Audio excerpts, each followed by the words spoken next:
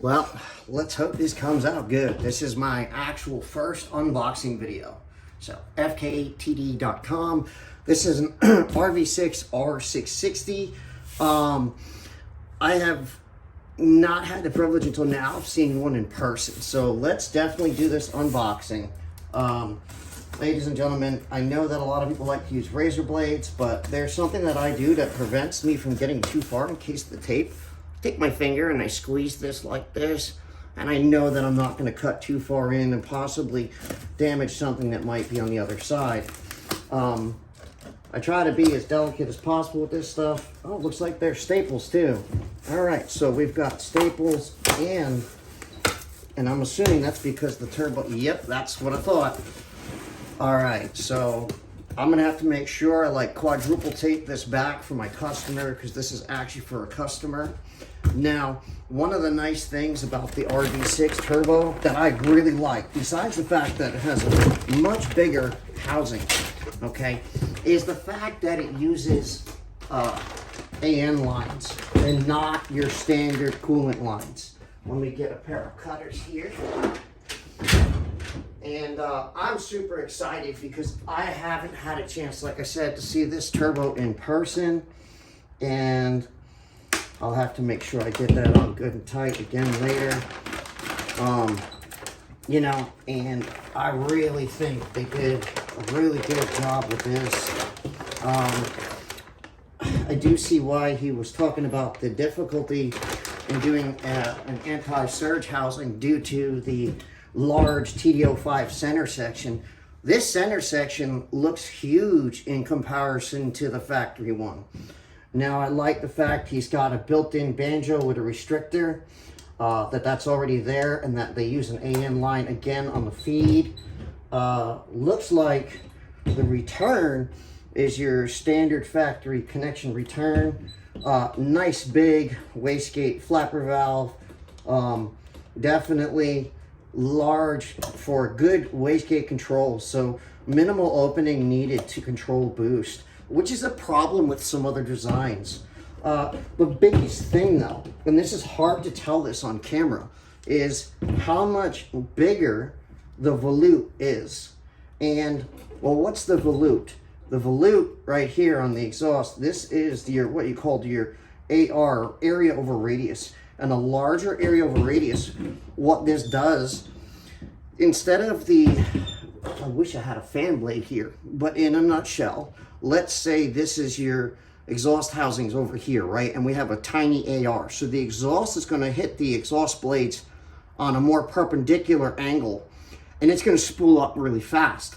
Well, the problem is that in between the blades, now this air, it's going to have a real hard time making this transition due to the angle.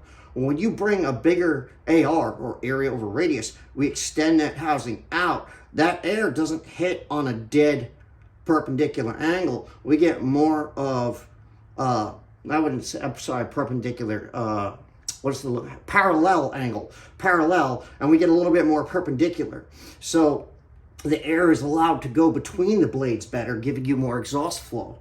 Well, what does that do? Well, that gets more exhaust out of the engine in high RPMs and produces a lot more high RPM horsepower. Look at the size of these fittings, man. I mean, these water fittings are huge, man. You couldn't do this. I don't think you could do this with a TD04 center section. The bearing cartridge is really, really good tolerances. You could feel just enough movement in there for the proper. Now, let me open up what's also comes in the box, which would be your lines and fittings. And I'm not going to go too crazy with this because my customer, I try to just keep this in order, but we could see all the AN water lines. This is reinforced. These are all custom lines. Nice. Looks like titanium bolts. There's an oil feed adapter plate and everything. Everything's in here. Nice little Rv6 performance plaque. Titanium wire for the titanium nuts. That's a locking wire. So what that is is basically this helps you lock the titanium nuts so there's no chance of them backing off. Really nifty little thing there. Again, nice, instead of, because the size of the exhaust housing, they needed to add a bracket. The brace underneath needed to be, and oh wow, man, look at the welds on this. This is just phenomenal craftsmanship. You know, and Logan, this is your baby, man. This is your baby. So, like I said, every gasket, every fitting, everything is better than what the OE setup was. And again, I really love this. The adapter plate for the 4AN. This is such a nice little piece here. This would be great for any of the aftermarket turbo kits in general, this little plate adapter. I like the fact that it stays tucked near the edge of the block, whereas the other ones have to come straight out and wrap around or whatever else. I kind of like this little 90-degree in here, and there's plenty of size in this to allow plenty of oil to get up there. But let me package this back up, and let me give you guys a little bit closer view of the fittings. These water fittings are huge, man. Absolutely huge. There's the compressor. And we can see the compressor housing is about the size of stock, but if you're checking through there, you can see the exhaust housing so much bigger. So between the combination of these two, I have been able to, on my fuel system, make 555 on this, and with an upgraded injector set to a 2000 cc, we made 565. Now, this compressor wheel is the same size as a G25 660. So, just letting you guys know that you're limited to kind of compressor, a little bit on compressor size here. But like I said, 565 is an excellent number for a drop-in turbo. I believe that is the record for stock motor, direct injection, drop-in turbo only. I don't think there's another single turbo that's done that that kind of power level on stock turbo. And it was done on 31 PSI. So it wasn't a ton of boost. It was just really good exhaust housing flow that allowed that air, fresh air, to get into the cylinders. And everything in here looks to be coated or protected in some way, so that this way there's no rust in shipping or anything of that nature. I like the casting. The casting material looks good. I got nothing but good things to say about this turbo.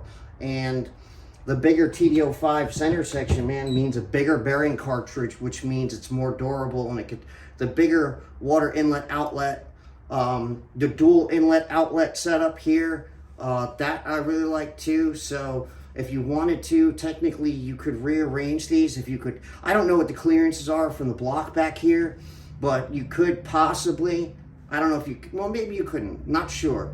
I'd have to ask Rv6, but maybe you could rearrange the coolant passages if you really wanted to, but I don't think there's a need to. Anyway, that's it in a nutshell, the Rv6 R660. And don't forget, like, subscribe, share with everybody. And if you have any questions, hit me up on Instagram, Fk8_tuning_development, or hit me up on Facebook. My name is John Piero. A lot of guys know where to find me. So one of those two places, that's the best way to get in touch with me. So thanks again. Appreciate everybody. Thank you to Rv6. These are the beta, but these are essentially, this is what's going to be the final design. So I just really can't say enough good things. Fk8 TD, signing out.